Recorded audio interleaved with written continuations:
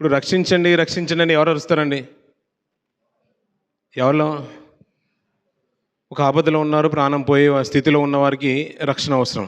సర్వమానవాళికి రక్షణ అవసరం. ఎందుకంటే మనము జారిపోతున్నాం, నరకానికి సమీపంగా ఉన్నాం. దాంట్లో నుంచి రక్షించడానికి సాక్షాత్తు తన ప్రియ కుమారుని ఈ లోకానికి పంపించి మనకందరికి కూడా దేవుడు రక్షణ భాగ్యాన్ని అనుగ్రహించిన విషయాన్ని మనకు తెలుసు. ఇంతకీ రక్షణ పొందేసుకున్నామంటారా? మనం పొందుకున్నామంటారండి? అందరూ పొందుకున్నారు కదా.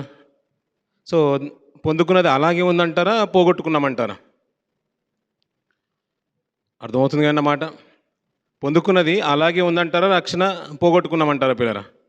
అప్పుడప్పుడు కొన్ని విషయాలు మనం వింటూ ఉంటాం పిల్లరా. గతించిన దినాల్లో కూడా నేను చెప్తున్నాను, సహోదరుల జీవితంలో కూడా జరిగింది. అలాగే ఎక్కువగా ఉపమానాలు, ఉదాహరణలు కూడా మనం వింటూ ఉంటాం.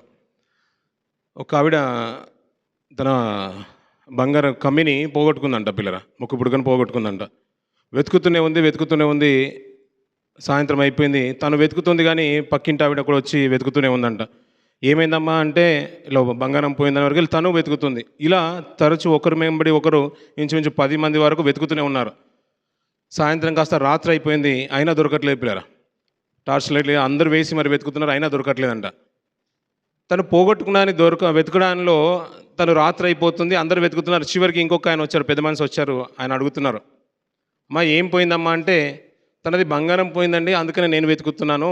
అంటే తనది ఎవరిది, నీదా అంటే తనదండి అన్నారు. నువ్వెందుకు వెతుకుతున్నామంటే, ఆమె వెతుకుతుంది కాబట్టి నేను వెతుకుతున్నాను. అందరు కలిసి వెతికినా దొరకలేదంటే దొరకలేదండి. ఇంతకు ఎక్కడ పోయిందమ్మా అంటే, అది మా ఇంట్లో పోయిందండి, అంటే మా పుట్టింటికి వెళ్ళినప్పుడు అక్కడ పోయిందండి.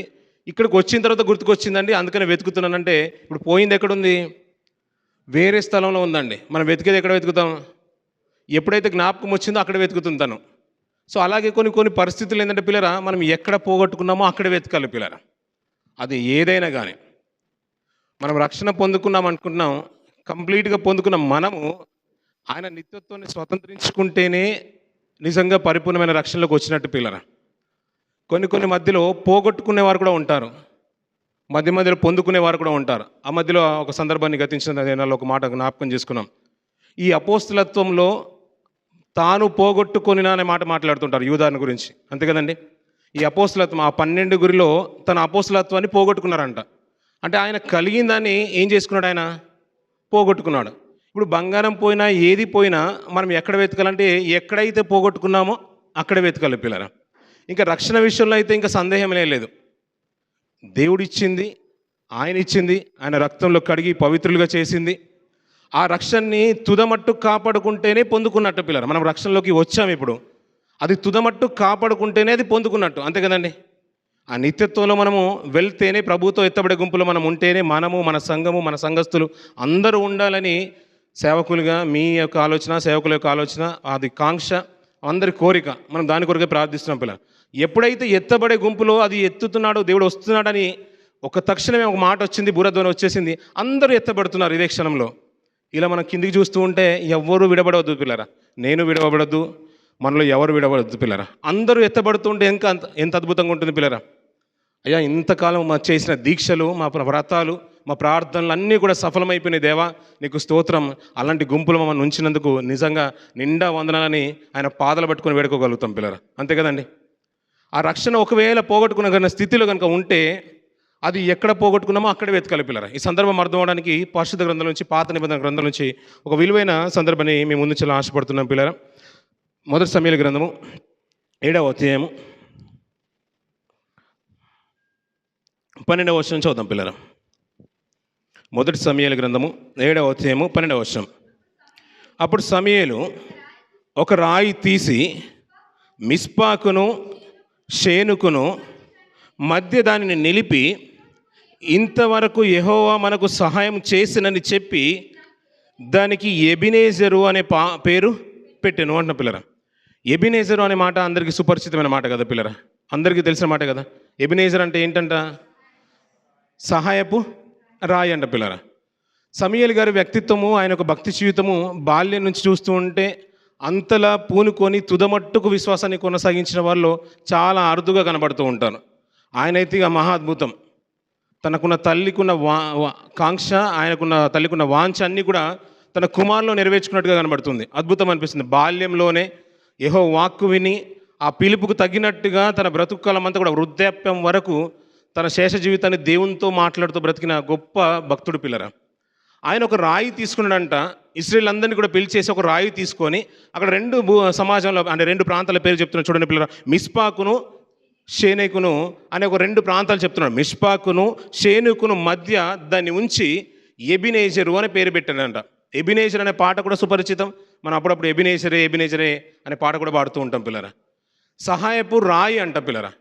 ఇప్పుడు ఎబినేజరు అన్నప్పుడు మనకి ఏమొస్తుంది అంటే అక్కడ చూపులో అర్థం ఏమంటున్నాడు, సహాయపు రాయి. ఇప్పుడు రాయి వారికి సాయం చేసిందంటే రాయి కాదు సాయం చేసింది, ఇంతవరకు యెహోవా మాకు సహాయం చేసెను అనే మాట గుర్తుకు రావాలి వారికి. ఈ సందర్భం ఎందుకు వచ్చిందంటే పిల్లరా, దీనికన్నా ముందు తరాల గురించి మాట్లాడుకుంటే, ఇశ్రాయేలు గురించి చరిత్ర గురించి మాట్లాడుకుంటే మనము ఎక్కువగా మనం వింటూ ఉంటాం. యెహోషువ గ్రంథం 2వ అధ్యాయం 10వ వచనంలో ఒక తరం పుట్టుకొచ్చిందంట పిల్లరా. మాట చూద్దామా, త్వరగా తీద్దాం. యెహోషువ గ్రంథం 2వ అధ్యాయం ఇక్కడికి మళ్ళీ వచ్చేద్దాం పిల్లరా.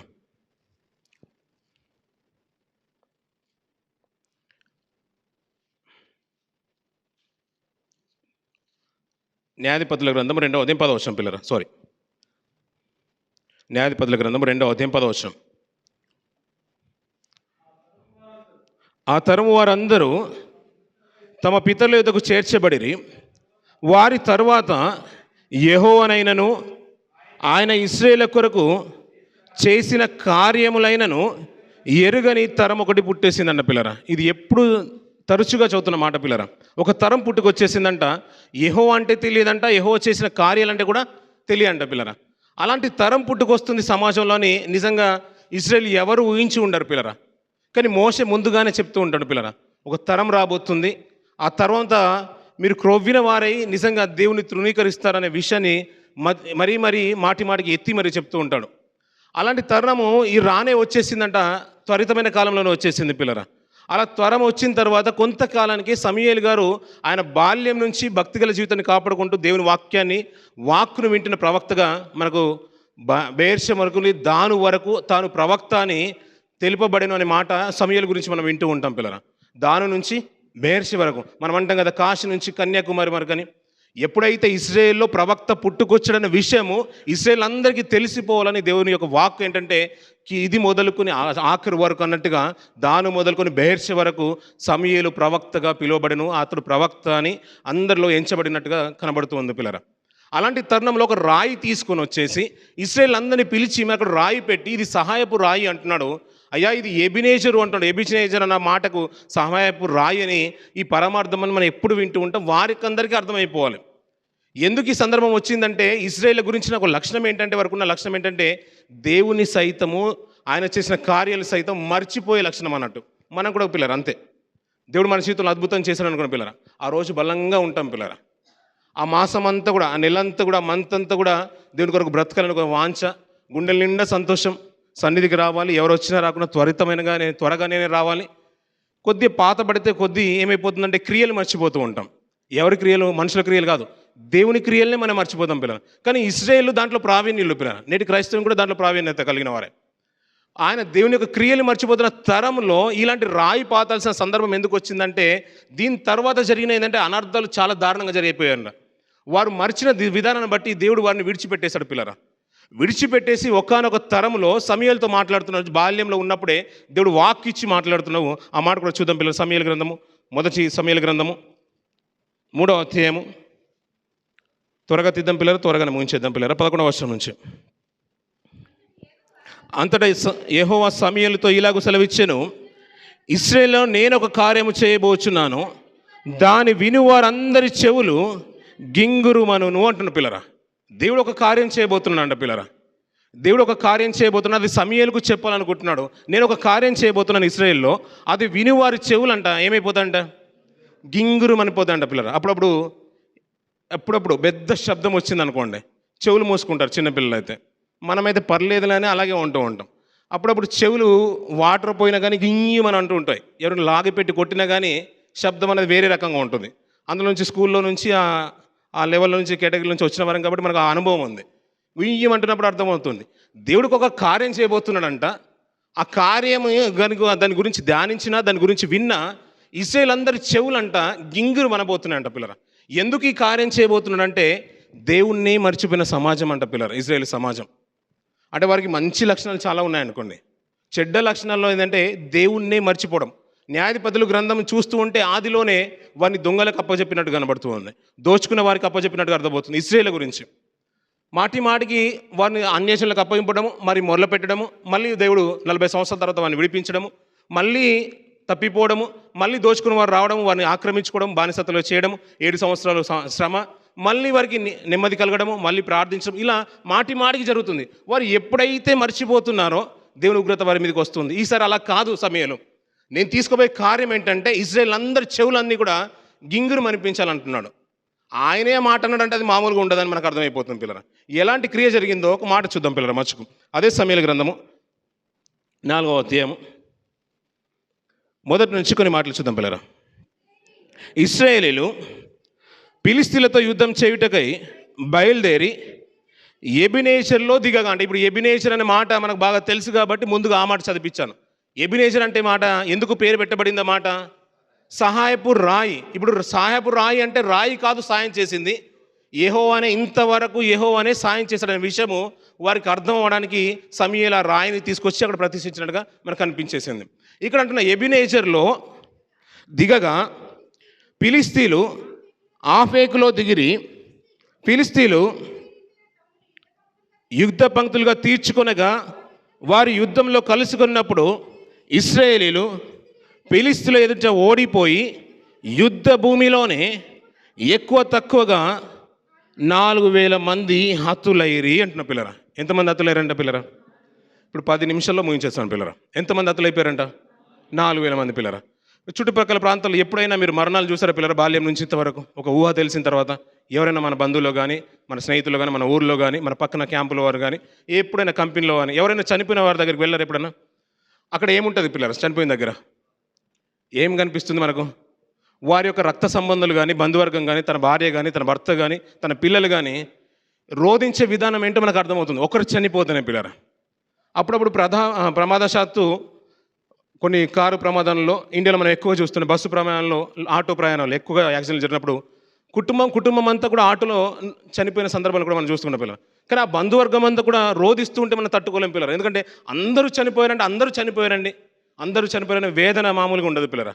తట్టుకోలేం కూడా. ఒక్కరు చనిపోతేనే అంతగా రోధిస్తున్నారు, నలుగురు చనిపోతేనే అంత ఘోరంగా, కుటుంబంలో ఎవరైనా చనిపోతే అంతగానో రోధిస్తూ ఉంటారు. ఇక్కడ జరిగిన వధ ఏంటంటే ఎంతమంది అంట పిల్లరా? 4 అంట పిల్లరా. ఎంత? 5 4 4,000 మంది అంట పిల్లరా. అది ఎక్కడ జరిగింది? ఆటో వల్లగా జరిగింది కాదు, ఏదో యాక్సిడెంట్లో జరిగింది కాదు పిల్లరా.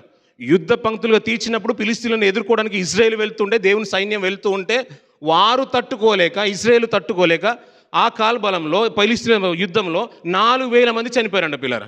యుద్ధంలో చంపితే చేతులు తెగిపోతాయి, కాళ్ళు తెగ నడుకుతాయి, తలలు తెగిపోతుంటాయి, మొండెమంతా కూడా వేరైపోతుంటాయి. ఇలాంటి పరిస్థితుల్లో పిల్లరా 4,000 కుటుంబాలు ఒక్కసారి రోధిస్తే ఎలా ఉంటుంది పిల్లరా? ఆశ్చర్యంగానే ఉంటుంది కదా పిల్లరా. తట్టుకునేంత సామర్థ్యము ఇజ్రాయేలుకు ఉండదు పిల్లరా. ఒక్కరు చనిపోయినా కుటుంబం అంతా కూడా రోధిస్తూ ఉంటే గ్రామం అంతా కూడా తదిలి వస్తుంది పిల్లరా. కుటుంబమే కోల్పోతూ ఉంటే 2 చుట్టుపక్కల ఆ పిల్లవారు బంధువులు, మన బంధువులు అందరూ కలిసి 2-3 గ్రామాలు రోధిస్తూ ఉంటే ఎంత వేదన ఉంటుందో మనకు అర్థమవుతుంది పిల్లరా. సమూహం అంతట్లో కూడా ఒక్కొక్క కుటుంబానికి ఒక గోత్రం నుంచి సైన్యం అంతా కూడా బయలుదేరినప్పుడు పిల్లలు 4,000 మంది హతులైపోయారు పిల్లరా. వారి పిల్లలు, తల్లిదండ్రులు ఎంతోమంది రోధిస్తూ ఉంటే, యవనస్తులు కూలిపోతూ ఉంటే ఇశ్రాయేల్ సమూహం అంతా కూడా వారి చెవులు గింగిరి మనకుండా ఏమైపోతుంటాయి పిల్లరా. ఆ ఆర్తనాదాలన్నీ కూడా ఇశ్రాయేల్ దేశమంతా కూడా వ్యాపించే ఉండాలి కదా పిల్లరా. వారికి అప్పుడు అర్థమైపోయింది 4,000 మంది హతులైన తర్వాత అసలు ఎందుకు జరిగింది ఈ లోటంతా కూడా అని తీరా ఆరా తీయడం స్టార్ట్ చేశారు పిల్లరా. వారికి అనిపించింది ఏంటంటే దేవుని మందసము మన సన్నిధిలో లేదు, మనతో పాటు దేవుని సన్నిధి లేదు, దేవుని మందస్సం లేదు కాబట్టి మనం మందస్సాన్ని తెచ్చుకుందాం. మందస్సాన్ని తెచ్చుకుంటే మనకు బలం చేకూర్చుతుంది, మనం బలపడుతూ ఉంటాం. మనం ఆ యుద్ధంలో మన సైన్యం అంతా కూడా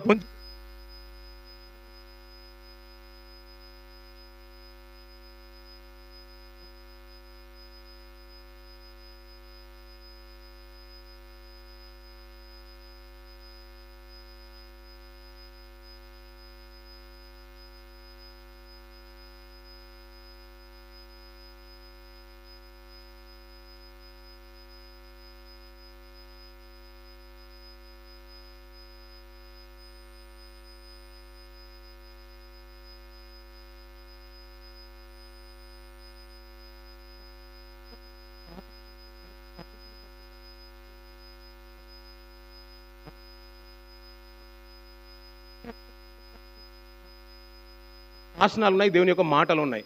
దేవుని సన్నిధే మనకు తోడుగా వస్తుంటే మనది ఆపేది ఎవరు అని అద్భుతమైన రీతిగా వరకు ఒక ఆలోచన పుట్టింది. ఎప్పుడంటే 4,000 మందిని కోల్పోయిన తర్వాత, 4,000 కుటుంబాలు రోధించిన తర్వాత వారికి అర్థమైంది ఏంటంటే, అయ్యా ఒక దుఃఖము, బాధ, వేదన ఆలోచనలోకి తీసుకొస్తుంది. కాబట్టి అప్పుడు ఒక ఆలోచన వచ్చింది, మందసాన్ని మనం తెచ్చుకుందామని. మందసాన్ని తెచ్చుకున్నారు పిల్లరా. మందసాన్ని తెచ్చుకున్న తర్వాత ఇంచుమించు 30,000 మంది కోల్పోయారు పిల్లరా. 30,000 మంది కోల్పోయారు. ఇప్పుడు ఏ రీతిగా ఉంటుంది? 4,000 కుటుంబాలు రోధిస్తూనే దేశమంతా కూడా కిక్కిరిసిపోతుంది. వారి చెవుల ఆర్తనాదాలు చెవులు జొప్పడకపోతున్నాయి. చెవులందరూ కూడా వేల కుటుంబాలు రోధిస్తూ ఉంటే ఎలా ఉంటుంది పిల్లరా? ఏ కుటుంబం తట్టుకుంటుంది? ఏ దేశం తట్టుకుంటుంది పిల్లరా?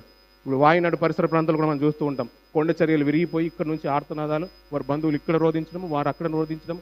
అలాగే గతించిన దినాల్లో ఛత్తీస్గఢ్ పరిసర ప్రాంతాల్లో మనం చూసాం కదా పిల్లరా, ఎలాంటి పరిస్థితులు నెలకొన్నాయో పిల్లరా. వారు అందరూ కూడా రోధిస్తూ ఉంటే నిజంగా ఆశ్చర్యం అనిపించదు పిల్లరా. అసలు వారు ఎవరయ్యా అంటే దేవుని జనాంగమే.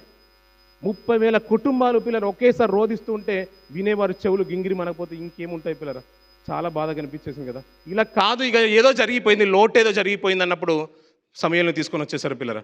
మా పక్షంలో నువ్వు ప్రార్థించు సమయాలు, ఏదో లోటు జరిగిపోయింది అన్నప్పుడు వారు తప్పు తెలుసుకోవడానికి కొన్ని మాటలు మాట్లాడుతున్నారు పిల్లరా. చూద్దాం ఆ మాటలు. 7వ అధ్యాయము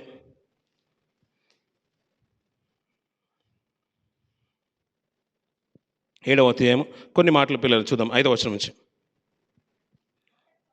అంతటి సమూయేలు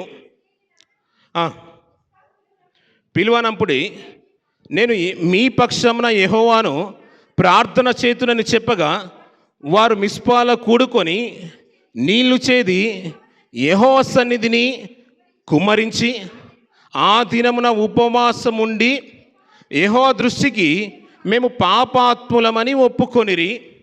మిస్పాలో సమూయేలు ఇశ్రాయేలుకు న్యాయం తీర్చుచూ వచ్చెను అంట పిల్ల. ఈ సందర్భం అంతా కూడా చదువుతూ ఉంటే ప్రభావము ఇశ్రాయేలులో లేనే లేదు పిల్లరా.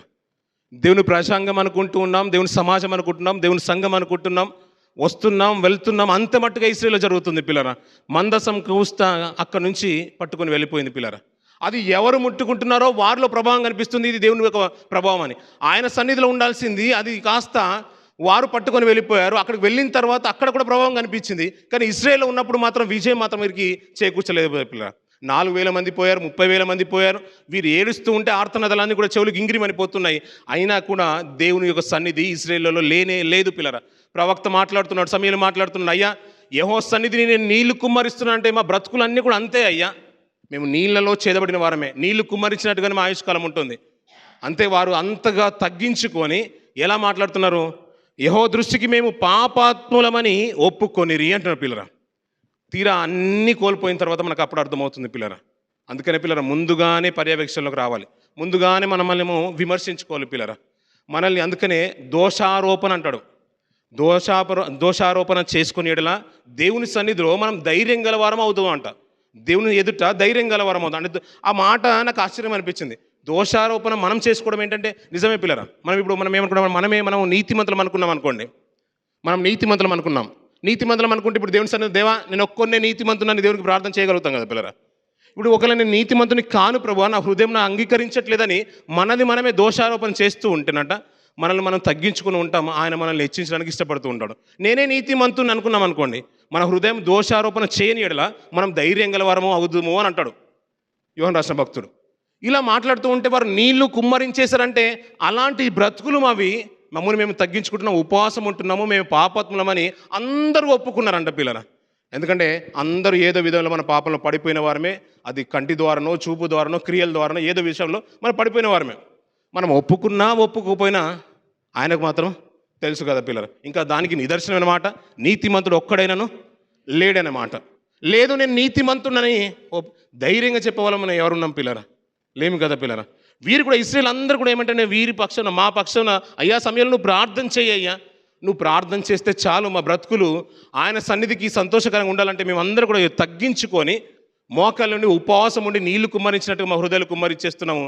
అంతేకాదు మేము అందరం కూడా పాపాత్ములమని ఒప్పుకున్నారన్న పిల్లరా. దేవుడికి అలాంటి ప్రార్థనలు చాలా ఇష్టం పిల్లరా. అలాంటి ప్రార్థనలు చాలా ఇష్టం. మనం ప్రౌడ్గా చేసే గర్వంతో మాట్లాడే మాటలు ఉంటాయి చూసారు ప్రార్థనలు. అది మంచిది కానే కాదు పిల్లరా. అది మన ఆత్మీయ జీవితానికి కాదు, పక్క నుండి వినేవారికి కూడా సంఘానికి కూడా క్షేమకరం కానే కాదు పిల్లరా. ప్రార్థన అలాగే ఉండాలి, తగ్గించుకున్నట్టుగా ఉండాలి, ఆయన సన్నిధిని హెచ్చించేలాగా ఉండాలి. మనం ఏమనుకుంటామంటే మనం ప్రార్థిస్తే ఎలా ఉండాలంటే మనల్ని చూసి ఆ ప్రార్థన బట్టి మనకి ఇంప్రెషన్ రావాలనుకో. నీకు ఇంప్రెషన్ వచ్చేసిందంటే ఆటోమేటిక్గా దేవుని సన్నిధిలో నువ్వు పడిపోయినట్టే. అది గుర్తుంచుకోవాలి పిల్లరా. సమూయేలు చేసే ప్రార్థన చూడండి. ఇప్పుడు ఇశ్రాయేల్ కంటే గొప్పోడు ఈ రోజుల్లో ఎవరు ఉన్నారు పిల్లరా? ఒకనాడు ఉన్న ఇశ్రాయేల్ వారి కంటే ఈ రోజు ఉన్న గొప్పవారు ఎవరున్నారు? లేనే లేరు కదా పిల్లరా. సమూయేలు లాంటి వాడు సైతము, ఆయన సైతం అంటున్నాడు ఏంటంటే, అయ్యా నీ సన్నిధి మేము అందరూ కూడా పాపాత్మలని అందరూ ఒప్పుకుంటే నీళ్లు కుమ్మరించేశాడంటే ఆయన ఉపవాసం ఉండి ప్రార్థిస్తున్నాడు. ఎలా ప్రార్థిస్తున్నాడు కింది కొన్ని మాటలు చూద్దాం పిల్లరా. 8వ వచనం నుంచి, మన దేవుడైన యెహోవాను ఫిలిష్తీయుల చేతిలో నుండి మనలను రక్షించినట్లుగా మా కొరకు ఆయనను ప్రార్థన చేయుట మానవద్దని సమూయేలు యొద్ద మనవి చేసిరి. సమూయేలు పాలు విడువని ఒక గొర్రె పిల్లను తెచ్చి యెహోవాకు సర్వాంగ బలిగా అర్పించి ఇశ్రాయేలు పక్షమున యెహోవాకు ప్రార్థన చేయగా యెహోవా అతని ప్రార్థన అంగీకరించెను అంటున్న పిల్లరా. ఇప్పుడు ఆయన ప్రార్థన అంగీకరించిండంటే తర్వాత ఉండేదంతా కూడా విషయమే కదా పిల్లరా. విషయం ఎలా ఉంటుంది? వారు యుద్ధానికి వెళ్ళిపోయారు. 4,000 మంది ఇశ్రాయేలులోనే హతులైపోయారు. తట్టుకోలేక వచ్చేసారు. రోదన ఏర్పడింది. మళ్ళీ యుద్ధానికి వెళ్ళారు మందసం తెచ్చుకునే వారి. అప్పుడు ఇంచుమించు 30,000 మంది పోయారు. యాజకుల కుమారులు కూడా సైతము వారు కోల్పోయారు. మందసం కాస్త పట్టుబడిపోయింది. ఇప్పుడు యెహోవానే ప్రార్థన వింటే జనులు తాను తగ్గించుకొని ఆయన సన్నిధిని గోజాడి వెతికినట్లయితే ఆయన దూరం చేస్తాడా? ప్రార్థన వినేను అనే మాట అద్భుతం అనిపించింది. ఇక నుంచి నువ్వు యుద్ధం చేయాల్సిన అవసరం లేదు. ఇక ఇప్పుడు ఆయన యుద్ధం చేస్తున్నాడు. ఎలా యుద్ధం చేస్తున్నాడు అంటే ఫిలిష్తీయులందరూ కూడా సిద్ధంగా ఉన్నారు యుద్ధానికి. యెహోవా నా సేవకుడైన సమూయేలు ప్రార్థన చేస్తున్నాడు. అక్కడ నుంచి ఉరుములు మెరుపులు పుట్టిస్తున్నాడు పిల్లరా. ఆ ఉరుముల ధ్వనికి మెరుపుల ధ్వనికి ఫిలిష్తీయులు ఏమైపోయిందో కిందికి చూద్దాం. ఆ మాట చదువుతా అద్భుతం అనిపించింది. చదువుదాం పిల్లరా. సమూయేలు దహన బలి అర్పించుచుండగా ఫిలిష్తీయులు యుద్ధం చేయుటకై ఇశ్రాయేలు మీదికి వచ్చిరి. అయితే యెహోవా ఆ దినమున ఫిలిష్తీయుల మీద మెండుగా ఉరుములు ఉరిపించి వారిని తారుమారు చేయగా వారు ఇశ్రాయేలు చేత ఓడిపోయిరి అన్న పిల్లరా. మహాద్భుతం కదా పిల్లరా. దేవుడు మన పక్షంలో ఉంటే యుద్ధము యెహోవాదే అన్న మాట, దావీదు గారి మాటలు మనం వింటూ ఉంటాం. గిద్యోను గారి సుపరిచితమైన మాటలు మనకు బాగా తెలుసు. 300 మందేనండి అంటారు. కాదు పిల్లరా, ఇలాంటి అద్భుతాలు ఎన్నో కనబడుతూ ఉంటాయి. మనం ఏంటంటే తక్కువగా చూసుకుని వెళ్ళిపోతూ ఉంటాం. వీరు ప్రార్థన చేస్తూ ఉంటే సమూయేలు గారు ఇశ్రాయేలు పక్షంలో ఉంటూ ఉంటే యుద్ధం ఇప్పుడు ఇశ్రాయేలు చేయట్లేదు. ఇప్పుడు ఫిలిష్తీయులను ఎదిరించడానికి దేవుడు వారి మీద ఉరుముల్ని మెరుపులు మెరిపిస్తున్నాడు పిల్లరా. అలా మెరుపులకు వారు తారుమారైపోయారు, తరుమబడుతున్నారు. వారి చేతుల్లో, ఇశ్రాయేలు చేతుల్లో ఫిలిష్తీయులందరూ కూడా ఓడిపోయారు పిల్లరా. అప్పుడు అనిపించింది, అయ్యా రండి అందరూ వచ్చేయండి, ఇప్పుడు నేను రాయి పాతేస్తాను అక్కడ మిస్పాకును, అక్కడ చూడండి పిల్లరా, మిస్పాకును షేనుకును మధ్య నిలిపి ఇంతవరకు యెహోవా మనకు సాయం చేశానని చెప్పి దానికి ఎబినేజర్ అనే మాట ఆ పేరు పెట్టేశారు పిల్లలు. యెహోవా సాయపు రాయి, మనకు సాయం చేసింది ఇంతవరకు రాయి అని కాదు, ఇంతవరకు మనకు తోడుగా ఉంది యెహోవానే అనే మాట. ఆ రాయి చూసినప్పుడెల్లా మనకు అర్థమైపోవాలి. ఇశ్రాయేలందరికీ కూడా అర్థమయ్యేది ఏంటంటే, అయ్యా నువ్వు ఈ మార్గం కూడా వెళ్తున్నావా, ఆ రాయి చూసావా, ఇప్పుడు నీకేం గుర్తుకు రావాలంటే, అయ్యా మేము దేవుడు ఇశ్రాయేలుకు చేసిన కార్యాలన్నీ కూడా మేము మర్చిపోయాం. మేము తరవబడిన వారం, దొంగల చేతులకు అప్పగింపబడ్డ వారం, దోచుకున్న వారం, ఎన్నో శ్రమలు నిందలు వచ్చినప్పుడు మమ్మల్ని మేము తగ్గించుకొని ఆయన సన్నిధిలో నీళ్లు కుమ్మరించి ఉపవాసం ఉండి మేము ప్రార్థించినప్పుడు, మేము పాపాత్ములమని ఒప్పుకున్నప్పుడు మా పక్షం ఆయన కార్యం చేశాడు. కార్యం ఎలా ఉందంటే, శత్రువులను ఎలా తరిమేశాడంటే ఉరుములు మెరిపించి అలా తరుముతూ ఉంటే ఆ రోజు ఇశ్రాయేలుకు గొప్ప విజయం కలిగిందయ్యా. దానికి చిహ్నంగా రాయిని సమూయేలు గారు ప్రార్థించారు. అది సహాయపు రాయి సాయం చేయలేదు, ఇంతవరకు దేవుడే మమ్మల్ని నడిపించాడనే విషయము వారికి అర్థమైపోవడానికి పిల్లరా. మార్గం గుండా వెళుతున్న ప్రతిసారి మనం అనుకుంటాం కదా పిల్లరా, ఆ రోజు ఇలాగే ఇక్కడేనండి ఆ రౌండ్ బోర్డ్లో యాక్సిడెంట్ జరిగిందండి, ఆ రోజు చాలా వెహికల్ పల్టీ అయిపోయిందండి, అది పెద్ద యాక్సిడెంట్ అని మనం చూసిన ప్రతిసారి మనకు ఎలాగైతే గుర్తుకొస్తుందో, ఆ మార్గం గుండా వెళ్తున్నప్పుడు ఈ రెండు ప్రాంతాల మధ్యలో ఒక రాయి చూసినప్పుడు ఇశ్రాయేలుకు అదే గుర్తుకొచ్చేసింది. ప్రతిసారి రాయిని చూసిన ప్రతిసారి అనుకునేదంటే, ఇంతవరకు సాయం చేసింది మా దేవుడేనయ్యా, విషయము మా వల్ల కలిగింది కాదు, మా బాహుబలం కాదు, దేవుడే మాకు అనుగ్రహించేసిన విషయము ఇశ్రాయేలుకు క్లియర్గా అర్థమవడానికి ఆ రాయి పాతేశారు పిల్లరా. అందుకని ప్రతిసారి మనల్ని మనము ఆత్మవిమర్శన చేసుకోమన్నాడు పిల్లరా. పౌలు గారు అదే మాట మాట్లాడతాడు కదా పిల్లరా, కొరింథీయులకు రాసిన పత్రిక, ఆ మాట చూసుకొని ముగించేద్దాం పిల్లరా. 11వ అధ్యాయం 28వ వచనం.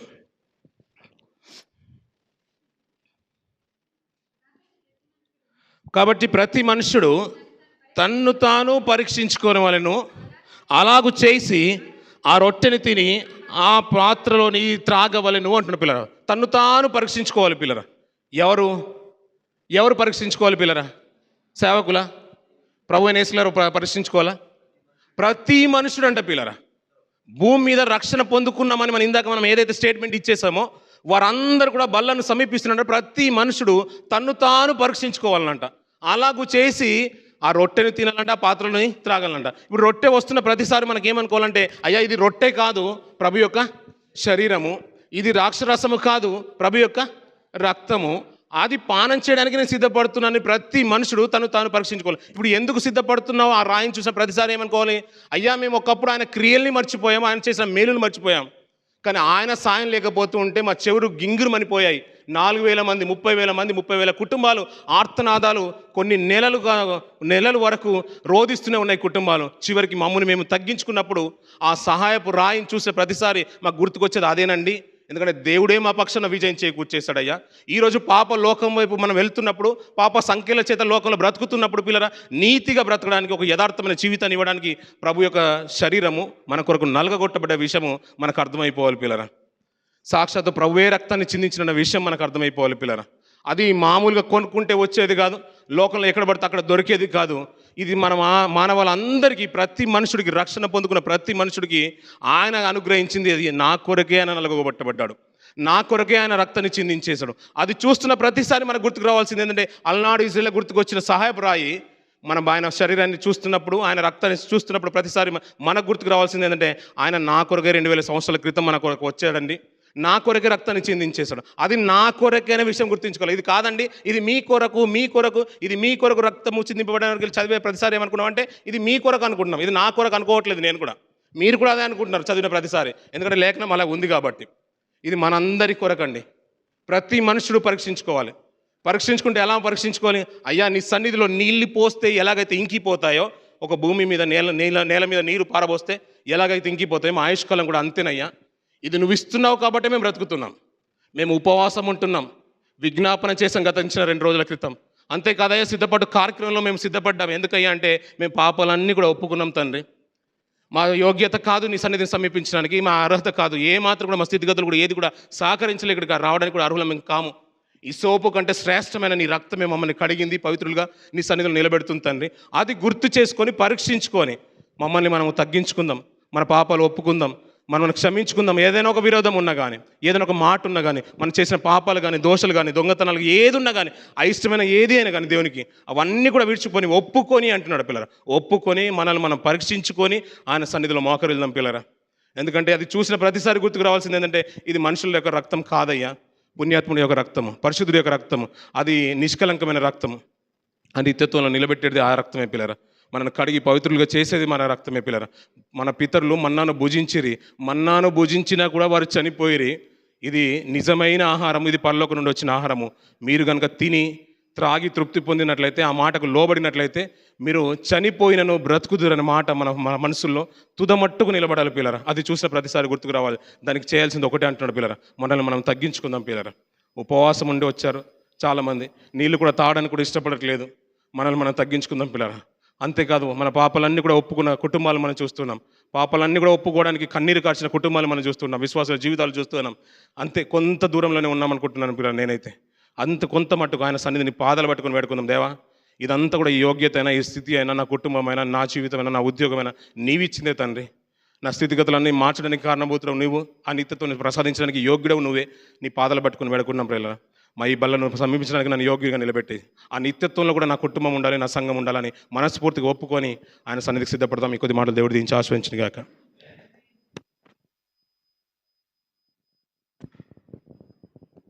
ఎబెనేజరే